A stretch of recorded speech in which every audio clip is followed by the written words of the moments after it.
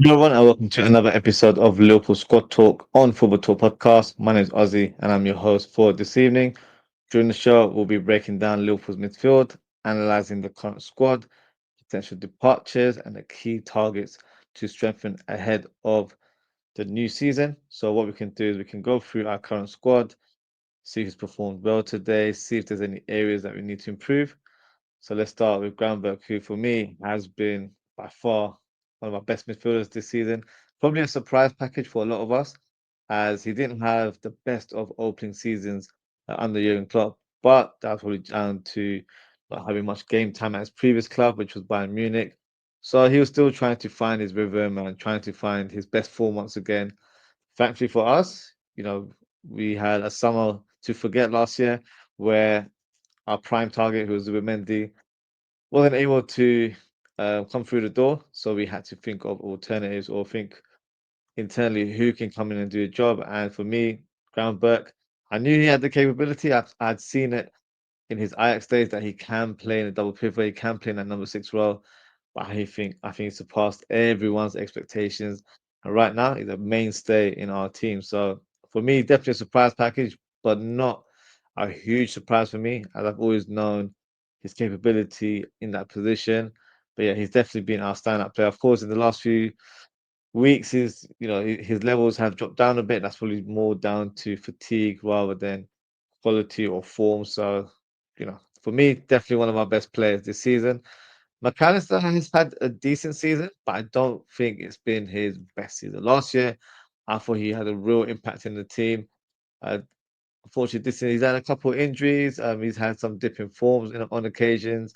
But nonetheless, I still feel like he's produced a great account of himself. He offers us something different in comparison to what we have in the squad. He's a deep playmaker. Even if you play him in an advanced role in a number 10, he's able to thread through balls and he's that creative spark, can score a few bangers here and there as well. So for me, a good season, but I definitely feel like Groundberg is the one that really stands out. But is McAllister a player that we need to replace in the lineup? For me, I don't think that is the case. I think he's pretty much assuring to start next season in our midfield. Now, the next player is Sobozlai. He's been getting mixed reviews or mixed opinions within the fan base. If you guys have watched my channel before, you know I'm a big fan of his. I was before he even joined the club. I feel like he's had a decent season. I do feel like there are certain areas of his game that he needs to improve on. I.e., of course, he needs to improve his goals and assist ratio. I feel like he's still finding that sort of balance in playing this advanced role. He's not an out and out number 10. He's not going to, be a second striker. He's not really playing to that kind of capacity. He's more so as an advanced number 8. And it'll be very interesting what happens with us next season. With Trent looking to leave the club in the summer, what does that mean in terms of our right back position? Because once we've signed a right back, that will kind of paint the picture in terms of how we will form as a team. And that will affect Szoboszlai as well, because if we have a defensive right back, I feel like Szoboszlai will need to do less legwork on that part of the pitch, and he can kind of focus, in terms of producing the output in the final third. So that's probably another discussion for another day. But in terms of his performance this season, there's been patches where he's looked a bit average, but I feel like in the last few weeks, last couple of months, he's really shown some good form, and I feel like he's finally found the balance. There are still occasions where I feel like he overplays the ball, or he just passes it to Salah when he's in a better position to either pass it to another player or take a shot on goal. Because I still feel like he's still a little bit gun shy, and for me, that shouldn't be the case. That is one of his main weaponry. He's a fantastic shooter of the ball, especially from long range. So I feel like he needs to do that a little bit more. I still think he's had a good season. Some may even argue to say that it's an area that we can upgrade. So I've got a few targets lined up. So it'll be interesting to see, if those players that I'm going to showcase today are potential players that could come in and, challenge the Bulls life for that number 10 role. Remains to be seen. But I still feel like he's got a big responsibility in the team next season. I've seen some crazy shots online where some people suggested that he could play right back to replace Trent, which I don't know where they got that information from, but for me, that is definitely a no-go. And in terms of other midfielders in our squad this season, Jones, I feel like he's shown a good account of himself. He's definitely had phases in the season where he's had a good purple patch and he's looked unstoppable at times. But I think, unfortunately, with Jones, there's been times where he's picked up a few injuries, and that's sort of disrupted his momentum in the team. He's had a couple sending offs as well, so it's not really helped um, in terms of being a mainstay in the team. But I do feel like he's a great asset to the squad. Can play in that number 6 role, which is for me his best role. I know he can play in a bit more advanced role as a number 10. Can even play left wing, but for me, those are roles where if we need a player to fill the gap, for me, he's stronger in that sort of number 10, sorry, in that number 6 role alongside another midfielder. I feel like he brings control to the midfield. He's got a good passing range. I definitely feel like he adds a bit of calmness in terms of how we play, and his ball retention is fantastic. Shoots the ball very, very well. So yeah, for me, he's had a good season as well. So definitely going to have a big future at the club in upcoming seasons. Endo, unfortunately for me, he's not been given enough game time. Now, when the season began, Arnold did make a few comments regarding Endo, and it appeared to be slightly negative comments where we don't think he was Arnold Slot's type of midfielder, and he might not be a right fit for the way Slot wants the team to play the football. But in the last couple of months, it seems like Endo's attitude and professionalism has won Arnold Slot over. He's been more involved in the team, not from a starting point of view, but he has, come in games for the last 15, 20 minutes and has really helped in terms of adding a bit still in that midfielder and a bit of aggression and pressing when required, and has helped us, get over the line and seal the wins in a number of fixtures. So for me, he's had a good impact in the team. Remains to be seen if he has a future at the club. I do know that he's made comments recently suggesting that he wants to play more, so he might be looking for a move in the summer. But nonetheless, he's a player that even if he stays at the club next season, I feel like he's a reliable option. We know what we get from Endo, and that's also a good thing to have as well. You want to have players that are familiar in terms of what we want from them, but at the same time, he is available as well. He's not really picked up any injuries since he's been here, so availability is also another key thing where we've unfortunately struggled with certain players due to not being available. So for me, Endo's, I wouldn't be hugely surprised if he stays at the club next season, but it remains to be seen what happens with Endo. And for Morton, I think he's very likely to depart from the club in the summer. There was interest last summer from clubs like Bayern Leverkusen, and I think there was another German team as well. Just hasn't really gone for him, unfortunately. He's not really been given much game time, but at the same time, I don't think he's, you know, posed himself to be a threat to the lineup. So whether that comes from training or whether that comes from cameos, um, I know it's very difficult to have that huge impact when you only play 5, 10 minutes here and there. But he hasn't even done that. He's predominantly been played in our cup games, and he looked alright. He's not looked anything spectacular. Hasn't really stood out for me.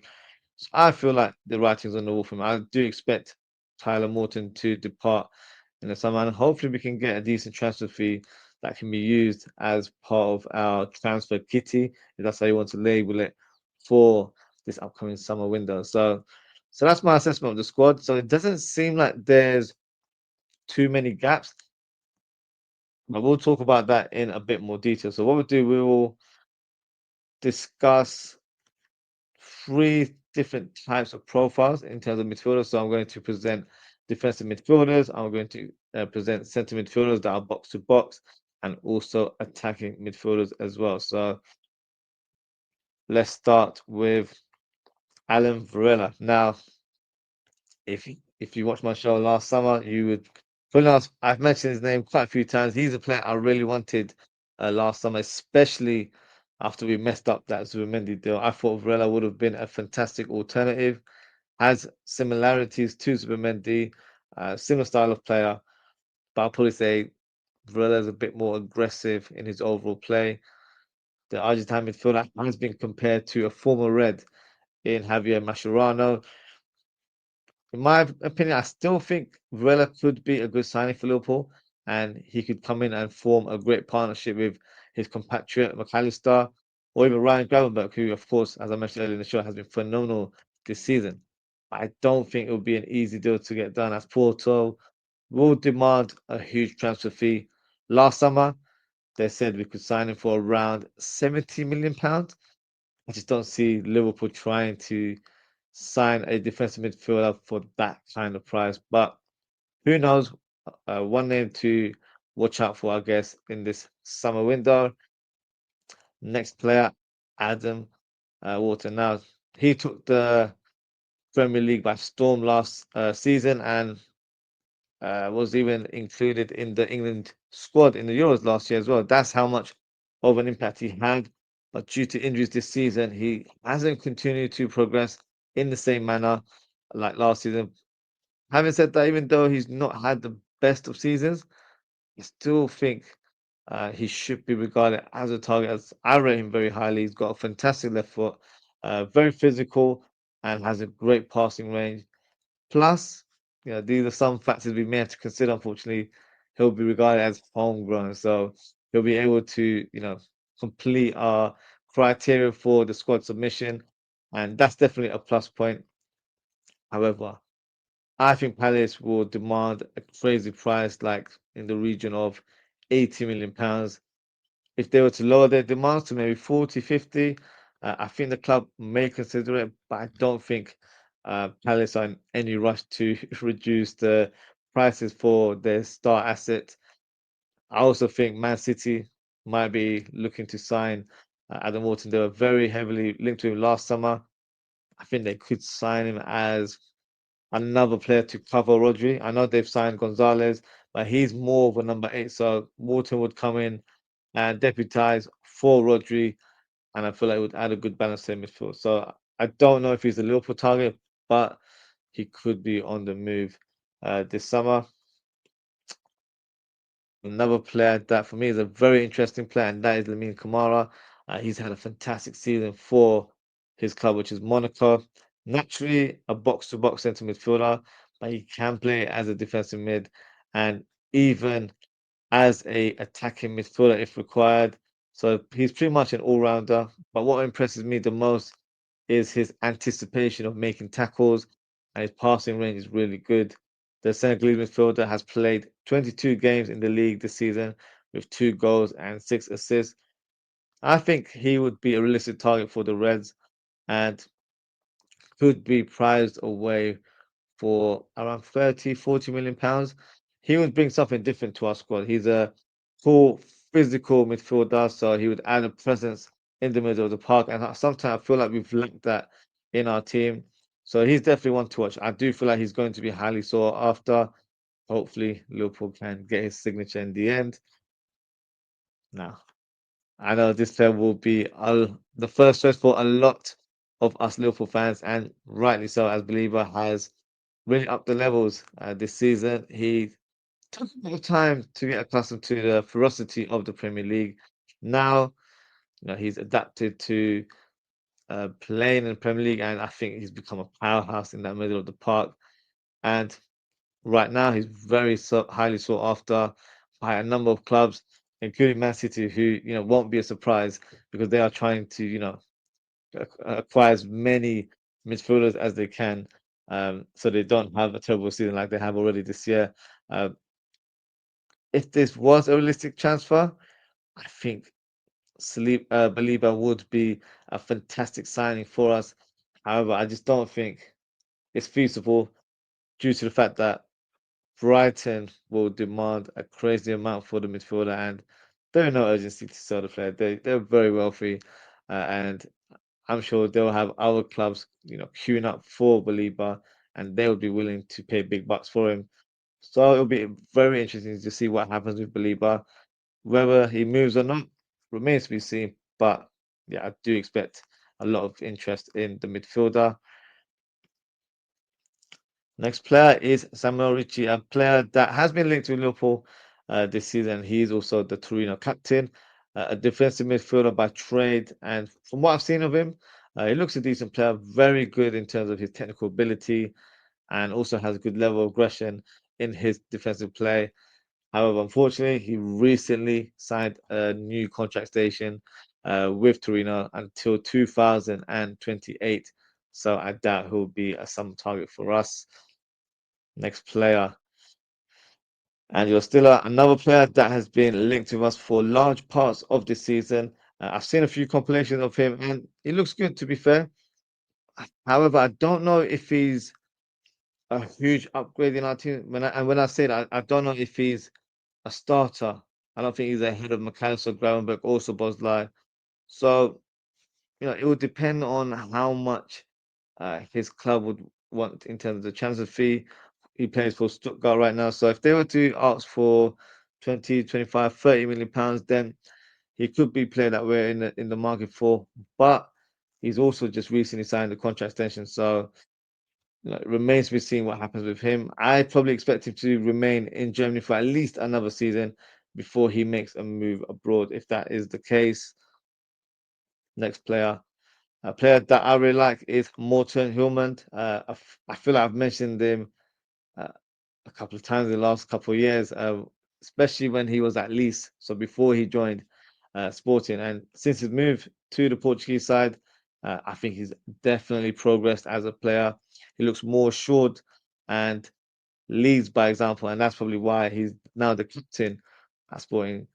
But I think from a Liverpool's point of view, he would be a fantastic fit for us. I think he'd add great balance to our teams. Very good on the ball, very technical, good passing range.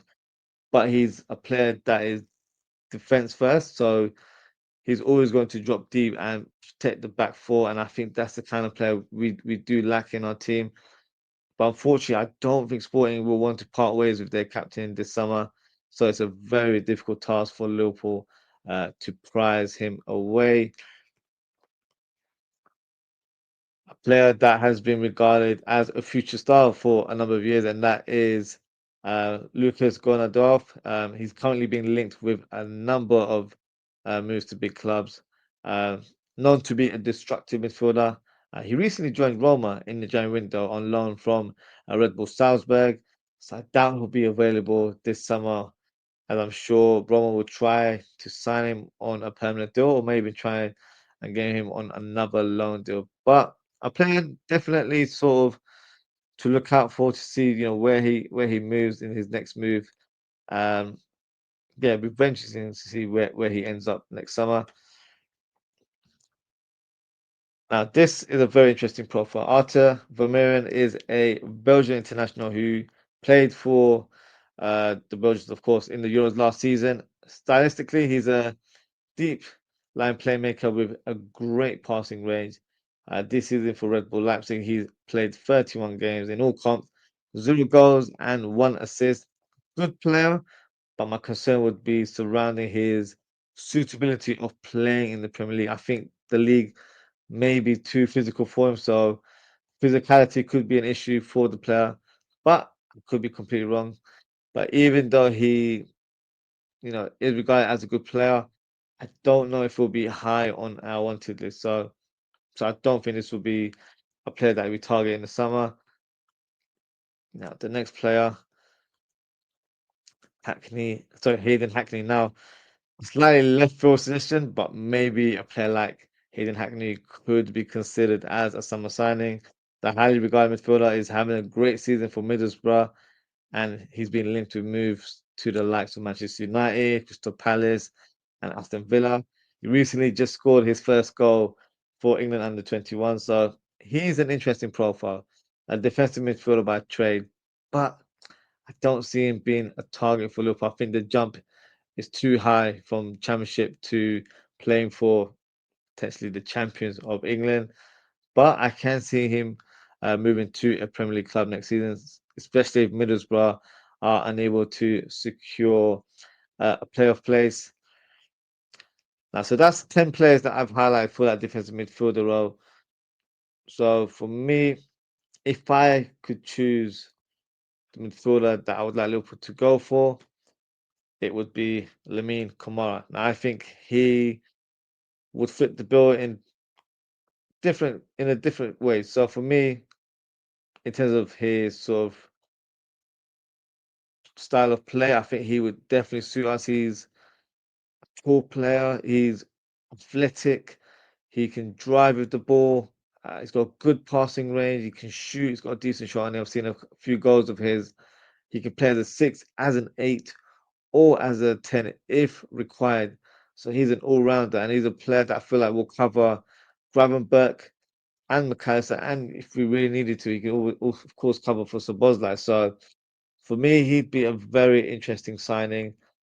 I feel like he's definitely attainable, which you have to be realistic with these targets. It's all good and well choosing players that you like, but is he a realistic target? I think he is. He has been linked with moved to Liverpool in the last few months, so he's definitely a player that I've heard has been scouted. So yeah, it remains to be seen. But if I was to choose a defensive midfielder from my list of candidates, for me it would be Lamine Kamara. So feel free to drop a comment and let me know who you would pick. Or maybe I haven't covered a player and you'd want to mention them. Feel free to drop a comment and let me know. So let's move on to the next sort of profile of player, and that is centre midfielder. So these are players that in our team would probably play that McAllister role where they can drop deep to form a double pivot, but in a transition, they will be a bit more further up on that left hand side, helping out our fullback or left winger and trying to thread balls to the striker. So be a player that will be a creative sort of spark in our midfield, but at the same time helping out with his defensive duties as well. So it's going to be a player that's a bit of an all rounder. Um, in sort of in a sort of more detail there. So the first player is Edison, a player I'm sure many of us are familiar with, and some, including myself, uh, wanted us to sign last summer. Now the big question: whenever you have a target and you speak about them again next year, is it the same sort of player? Has he improved? Has he digressed? For me, the ship hasn't sailed, as Edison is having a great season with Atalanta. So far this season, he's played 41 times, scored 4 goals and 2 assists. I think he would be the perfect profile for Liverpool. He's a player that would be fantastic in a double pivot alongside any of our midfielders, so the likes of Gravenberch, McAllister, and Jones. He's versatile, so he can play with a sort of defensive head, but can also be box to box as well. So I think he has that versatility to play different roles in the team. He's full of energy on and off the ball, and I think he would be a great asset to our squad. If I was to make a comparison to a player that we were all familiar with, he reminds me of Bruno Guimaraes from Newcastle in terms of his style of play. So that's the sort of player that I think Liverpool would be signing if we were to attain Edison. So I would love for us to sign a Brazilian midfielder. Whether Atlanta are ready to do business remains to be seen. Another very interesting player that has been linked with Liverpool recently is PSG's Zaire, a very talented player, 19 years of age. This season, he's been more of a squad player, hasn't started a lot of games, but despite that, he has notched up 35 appearances in all competitions with 3 goals and 1 assist. But unfortunately, I don't think this is a realistic target, as PSG will not want to sell any of their players, especially Zaire, who's from the cities, homegrown, and he's a player that for me has great potential to excel. And even if they were willing to listen to offers, I think Liverpool will need to bid big, and I just don't see that happening. So I don't think this is a realistic target for the Reds. Next player is John Rickland Bellegarde. Now, he's not been linked with Liverpool, but he's a player that I quite rate, to be honest. Whenever I've seen him play for Wolves, he's really impressed me. This season, he's played more as a box to box or even as an attacking midfield at times. He's even played on the wings on a couple of occasions. But I feel like in our team, if we were to ever sign him, he would do well in a double pivot. He's strong off the ball, um, has a great passing range, and can shoot as well.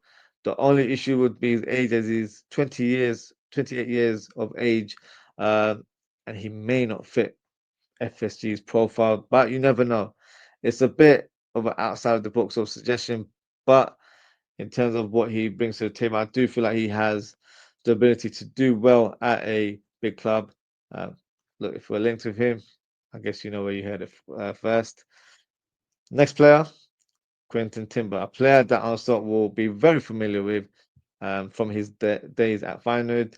A very interesting profile. Julian's brother, who of course is the Arsenal defender. Quinton is a centre midfielder. He can play as a number 6, as a number 8, and can even play in a bit more of an advanced number 10 role. Um, what he brings to the table, he's very versatile. So he'll bring that versatility to our squad. His stats this season: 26 games in all comps, 6 goals, 1 assist.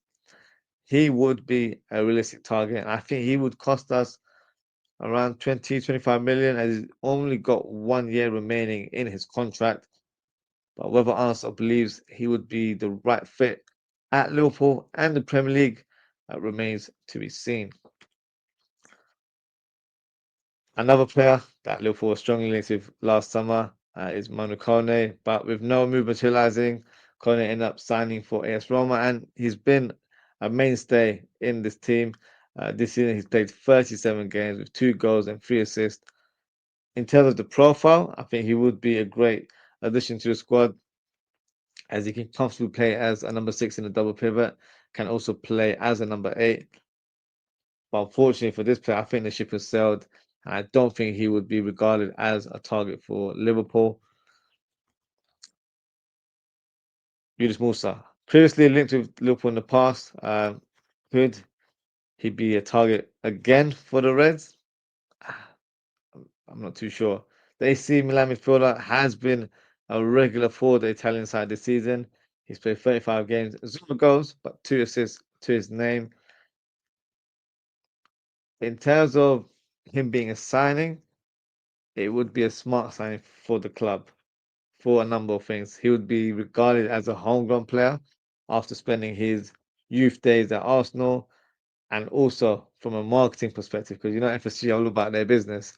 Um, he would be a player that would appeal to the American market, so that can help with generating money in terms of shirt sales and merch and all that sort of stuff. But in terms of stylistically, he's a good player. I don't know if he'd be the right fit for us. He's not regarded as a 6, and there's even been games where he's actually playing on the wings. I feel like he's more of a number 8 or more of a box to box sort of midfielder. If we were playing the same sort of style of play like we did with Jurgen Klopp, then I feel like he might be a better fit. But for this team, I don't think he excels in any of the positions that we have in our midfield. So I'm not sure about Musa being a genuine target, but you never know. No surprise that he's being mentioned in the list, as Bruno Gomes has been one of the best midfielders in the league this season.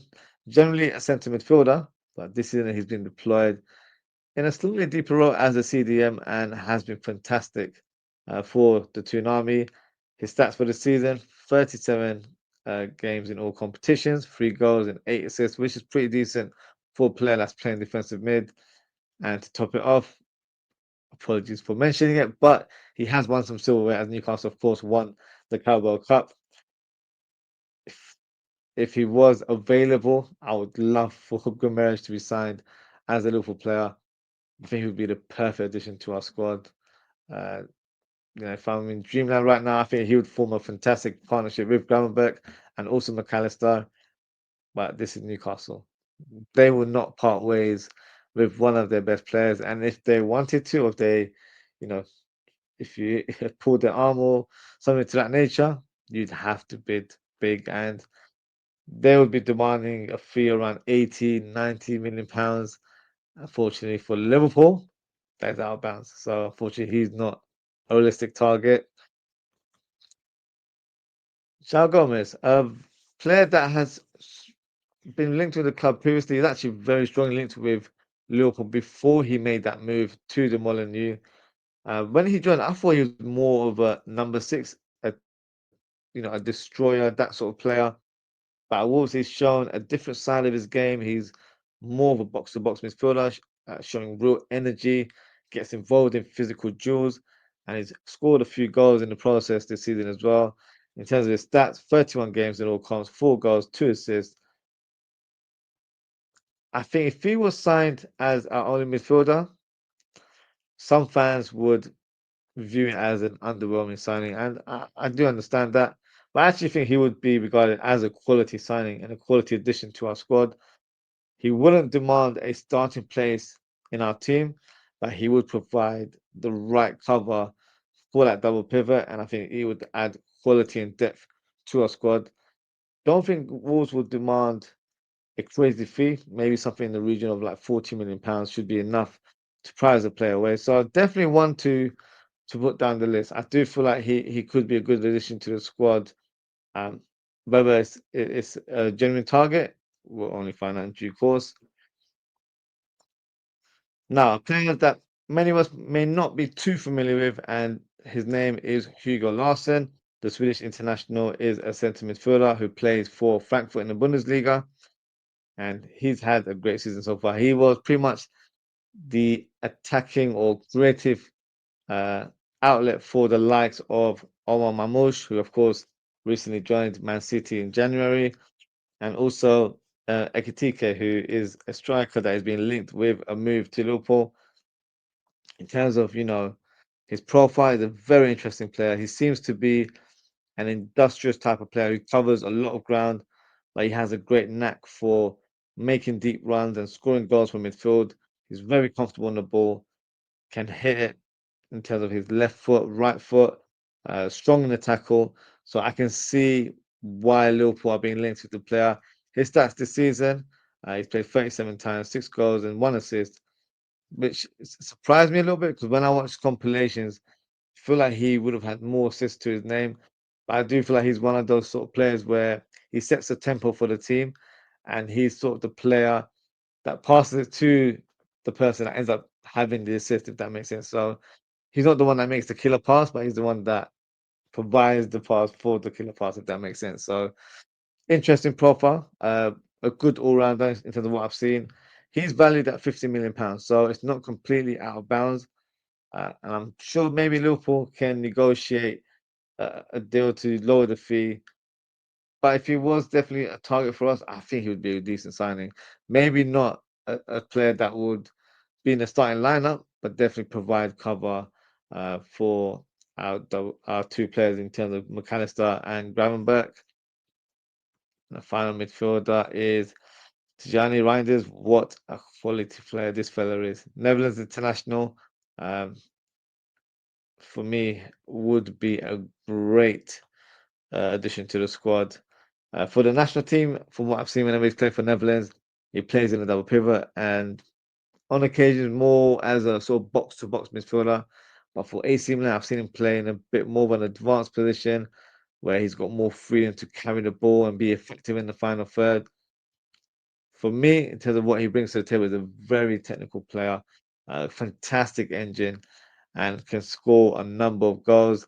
I think if he was to be a Liverpool signing, he would cover all of our positions, including Szoboszlai. So for me, he would pretty much do what Szoboszlai does, where he presses from the front and then helps from a defensive point of view, but at the same time, he's the one that would carry the ball and try to either hit that killer pass or go for goal because he's got a decent shot on him as well. So for me, he would be a fantastic signing. However, um, actually, before I even give a conclusion, his stats this season have been phenomenal. 42 appearances, 13 goals, and 4 assists. So pretty much showcases what he brings to the table. But as I was doing my research, I realized he recently signed a new contract with AC Milan that keeps him there until 2030. So for this summer, yeah, it's definitely a pipeline dream for us to sign the player. But in the future, who knows? Definitely want to keep tabs on, if I'm being honest. So that's my centre midfielder that I feel like we could potentially target in the summer. Now, if I was to pick one from the list, who would I go for? I'd actually go for Edison. I've been speaking very highly of Reinders, but I don't think he's a realistic target. Edison, for me, would add great balance to our team. He's a player that, if I was to kind of make a comparison, he's got a bit of McAllister about him in terms of what he brings to the table, but he's silky on the ball, like what Gravenberch produces on the pitch as well. So I feel like he would be a great foil for both players. So if he was to play alongside Gravenberch, I think he'd provide a good balance, and the same for if he was to form a partnership with McAllister. So he's a player that I feel like can play alongside any of our midfielders, and I feel like he would put in a great shift. His energy levels would definitely give us that presence in midfield. He's physical as well. He might not be the biggest of players, but he can definitely, you know, push his body around and make sure that he not makes his presence known to the opposition. So this would be my candidate for the centre midfield position. So drop a comment and let me know who you would pick for that role. Now, let's move on to attacking midfielders. So players that would be challenging Szoboszlai. Some may even suggest overtaking Szoboszlai in the lineup. So the first player to talk about, no, who's surprised there, is Ryan Cherky. Um, yeah, this player is sensational. Well, that's the best word to describe him, in my opinion. Technically gifted. He's ambidextrous, so basically can kick a ball with both feet. Has unbelievable skill on the ball. And quite frankly, when I've seen him play, he's just a joy to watch. And if you've been following the international football in the past week, he recently tore up England under 21s, showcasing his skill, technique, and also scored at the end as well. In terms of his profile as a player, he's a bit of a maverick. And in this day and age where coaches are very rigid when it comes to tactics and deploying systems, he may not fit our style of play, unfortunately. I don't completely agree with that sort of way of playing football, um, because I feel like with certain teams, you can make exceptions for certain players, especially when he's such a talented player. But who am I to to debate with a coach who's on the verge of winning a Premier League? For us lot, I don't think Ryan Cherky playing in our sort of advanced midfield role would be the best fit, as um, he in that role you're supposed to lead the line by being the guy who presses from the front, and for me he doesn't really pose that sort of threat. Um, so it's more so uh, off-ball factors that could be the reason why we don't sign this player for that number 10 role. In terms of what he brings to the table from a technical point of view, there's not many players that can compete with him in world football. Um, as I mentioned, he's not the type of player to press, but also he's not a player known to trap back. So in our team, you'd have to label him as a luxury player, and I don't think Arsenal would accept having a player like that because he expects everyone to put in a shift. But look, in terms of what he produces on the field, his creativity levels are insane. His stats for this season: 34 appearances, 8 goals, and 18 assists, which is ridiculous. Uh, but with Leon's financial issues, he could be for a top price of £20 million, which is peanuts in this day and age. We saw Fabio Carvalho for 30 million, so they're not even on the same level there. But unfortunately, I don't know if he would be the right fit to play as a number 10. But let me present another question for you guys. Could he be an option as an attacker from the right wing? I believe so, but we'll discuss that in more detail in the next show as I'll be covering attackers tomorrow evening. But yeah, definitely one to look out for. Next player, Lucas Paqueta, the talented Brazilian, could be earmarked as a potential target for the Reds, a player that has great technique and sublime passing. that can pretty much open up any defense. But this season, he's not been as active in the final third as he has done in previous season. Uh, this season, he's played 28 times in all comps, 5 goals, 0 assists, which is a huge concern if I'm being honest. And I'm not sure if he would be a great option for us. Um, West Ham, number one, will command a big fee. And, if he hasn't produced an assist, why would we sign a player? And players can have off season, it is quite normal, but we've got fans that are criticizing Szoboszlai for not doing enough, even though his stats are a lot better than Paqueta's.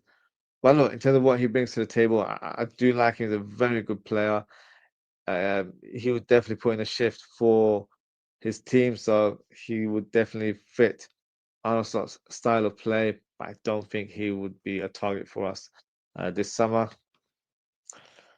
And speaking of Szoboszlai, we're about to discuss his arch nemesis. Now, if you're not aware, both players squared up to each other in a recent international fixture, and it didn't stop there, as they were both taking jabs at each other on social media, with Szoboszlai, in my opinion, getting upper hand with his remarks. But from a footballing perspective, Arda is a very, very talented player. Question marks would be regards to his off-field ability. Um, should I say off-ball ability, not off-field, off-ball abilities, in terms of his pressing. Don't think he's that type of player. Similar to what I mentioned about Turkey. So I would have some concerns with his um, sort of off the ball playing ability. It kind of reminds me of Mesut Ozil, and that is something that a lot of Arsenal fans will probably co-sign. That great a player, but just never track back to never put in a shift. So in this day and age, we're playing with such intensity. You need to have everyone put in a shift. So might not be the right fit there. But in terms of Turkey and Gula, the only difference is Turkey has been very active this season. Gula has been more of a bench player for Real Madrid, and he's also been playing out of position on the right wing. So I don't see this being a realistic target. First of all, Real Madrid won't be selling anyone to us, even though they've done us dirty with the sort of tactics that they've done to attain Trent Alexander-Arnold. But let's move on from that topic there. Next player is Morgan Rogers. For me, he's had a fantastic season for Villa. He's been pretty much a mainstay in the team, playing off the striker. But what he brings to the table, he looks like a very special talent. Um, he's a fantastic ball carrier, great dribbling ability, and I think there's another level for him to reach. So, in my opinion, I do think he can become a very top player in the future. However, there are areas of his game that I think he can improve on, especially if he wants to achieve the heights of being known as one of the best players in Europe.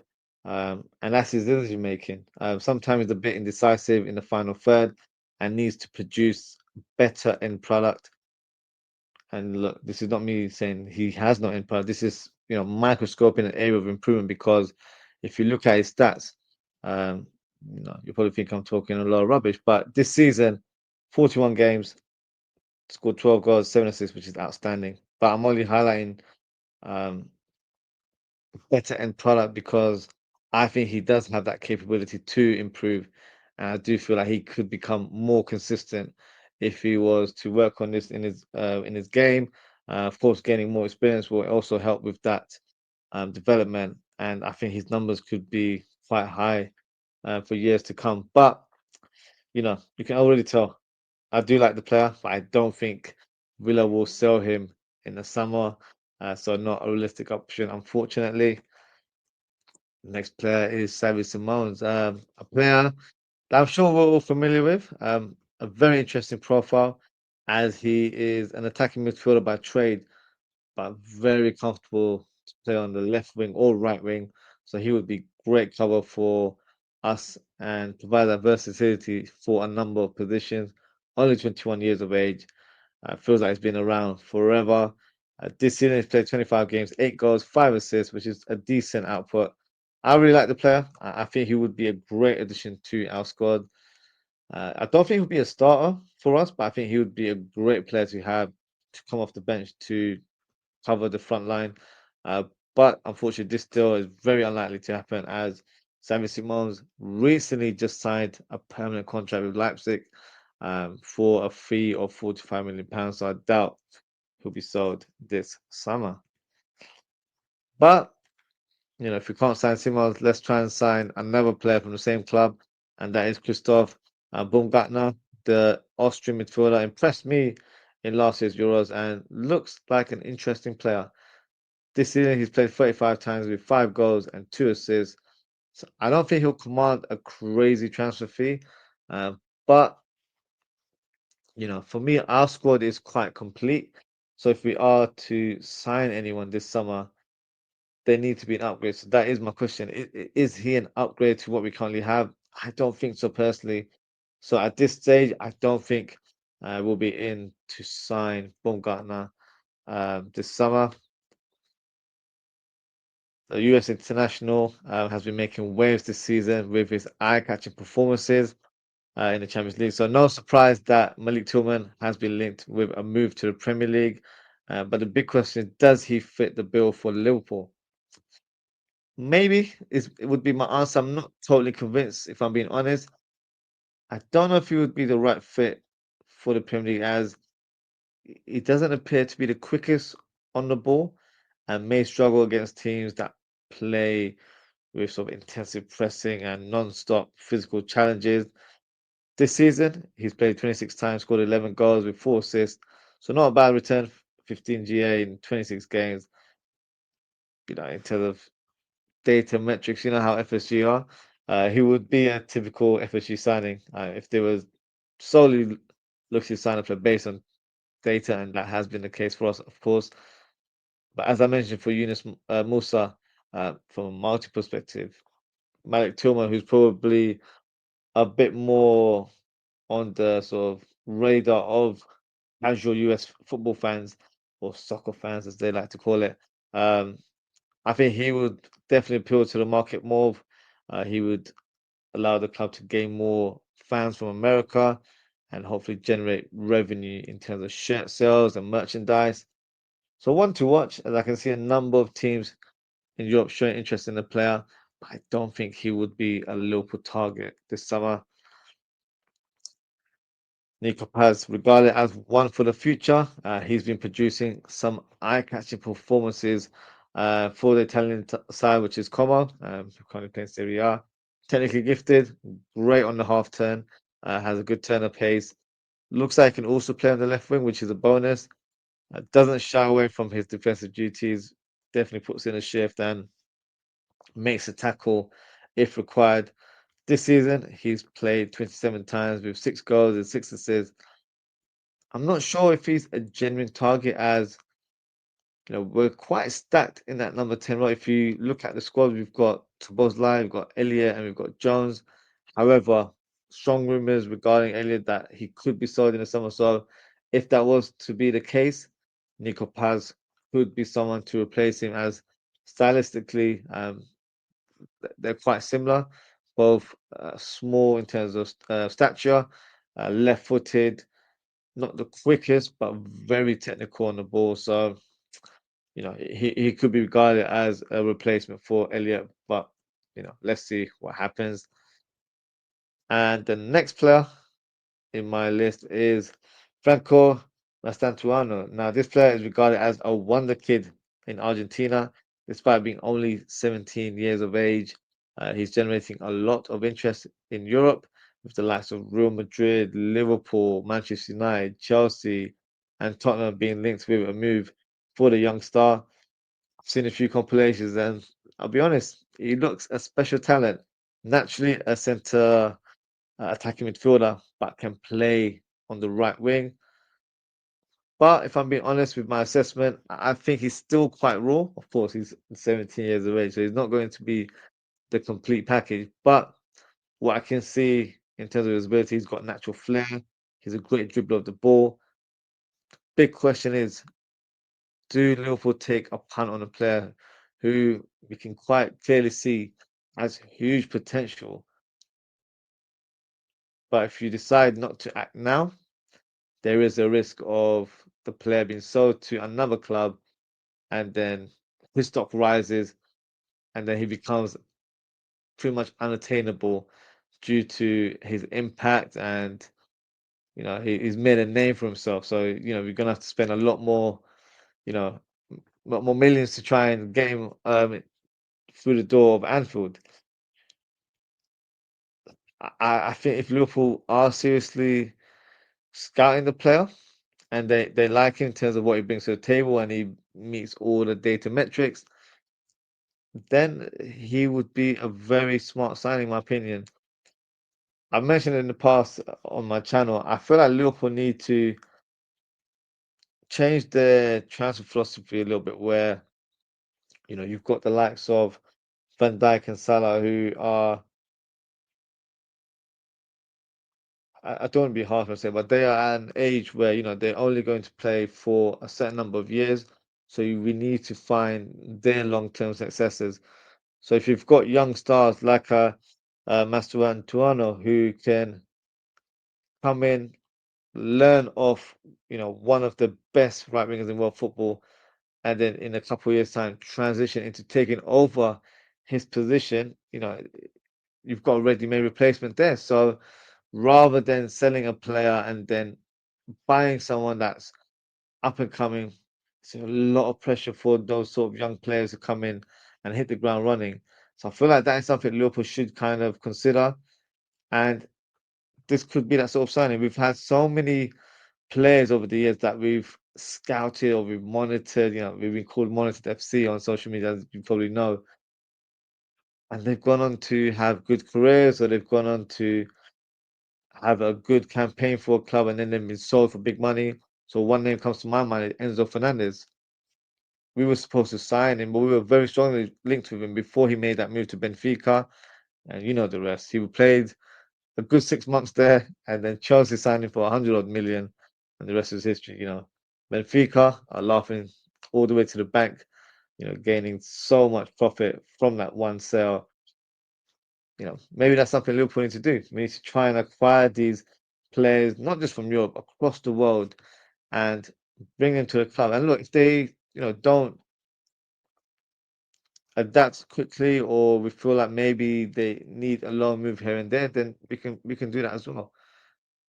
But we missed out on a lot of targets in the past, where we thought maybe if they transition from South America to Europe, let them get accustomed to the lifestyle, the way of playing, or even the culture in certain countries, then we'll sign him when he's a bit more ready-made. But that's all good and well. But the thing is, we don't tend to buy ready-made players, or we're not willing to spend that money to get ready-made players. So something that FSG needs to look into, in my opinion. They're all about their data metrics and signing players like that. Well, you've got to try and appease us this summer, because there's a lot of players that are on the way of leaving, and they need replacing as well at the same time. But look, in terms of what I've just mentioned, it seems a very logical approach, doesn't it? But that's not how FSG do things. Hopefully I'm wrong, and then we'll be signing some young and up and coming stars that can definitely, have an impact in our squad. But if I was to make a bold prediction for this player, I can see him joining a club in Portugal, like a Benfica or Porto, and then he'll make his big move after that. And typically we'll be linked with him, and then we won't be able to sign him. So that's how it goes sometimes. But that's the last player that I'm going to assess in terms of this attacking midfield role. Um, if I was to pick a player, actually, do you know what? I forgot one player here. Let me talk about him. So this is Konstantios Karetsas. So hopefully I have not butchered his names. Um, he's recently been linked with a move to the club. So I thought it might be worth analysing him today to see if there's any sort of truth to the rumours. Karetsas is 17 years of age. He's a midfielder by trade. He plays in the Belgian league for Genk. And this player is already a Greek international. So I'm not saying the standards of the Greek national team respectively is not high, But to be 17-year-olds and playing at that level, you must have some sort of special talent. And after watching a couple of compilations, I can see why he's a very talented player.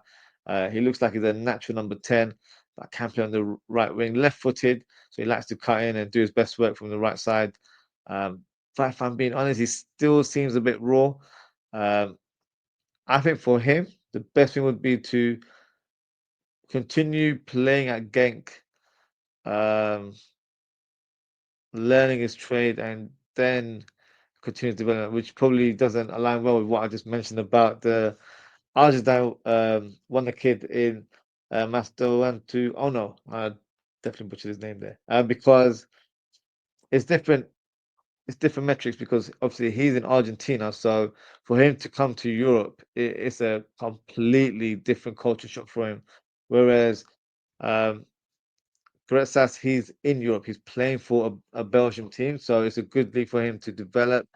There's no rush for him to leave, and I feel like if we could even sign him and then loan him back if Liverpool wanted to move that way, but I don't feel like he's ready to play for the Liverpool first team.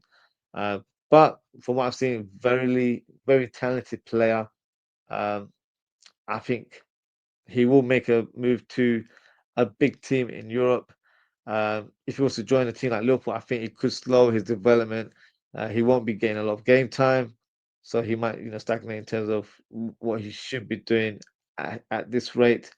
Um, and with attacking midfielders, you need to give them time to evolve and learn their trade and enhance their skills as a specialist player. So I don't think a move to Liverpool would be wise at this stage of his career, but definitely a name to look out for because it might be where FSG are going to do what I just suggested, where they sign someone who's got huge potential, but we sign him early. We sign him before a big club sort of snaps him up. So let's see.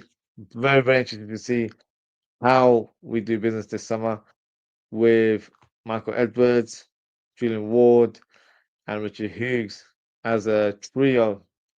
Let's see what they are able to muster up because I'm expecting big things. They've not done anything for the past year, so this is a time to make some noise and hopefully, bring some players through the door because it hasn't happened in the last year or so. So those are the 10 centre attacking midfielders that I've assessed. Now, if I was to pick one player, it would be Ryan Cherky. And despite what I said earlier on, I said that I don't think he would fit that number 10 role. I think on paper he would. I think he'd be a fantastic player for us. I just don't think he would fit in that sort of Arnold slot team where he's required to press and track back. But from the options that I've mentioned, a lot of them are young players.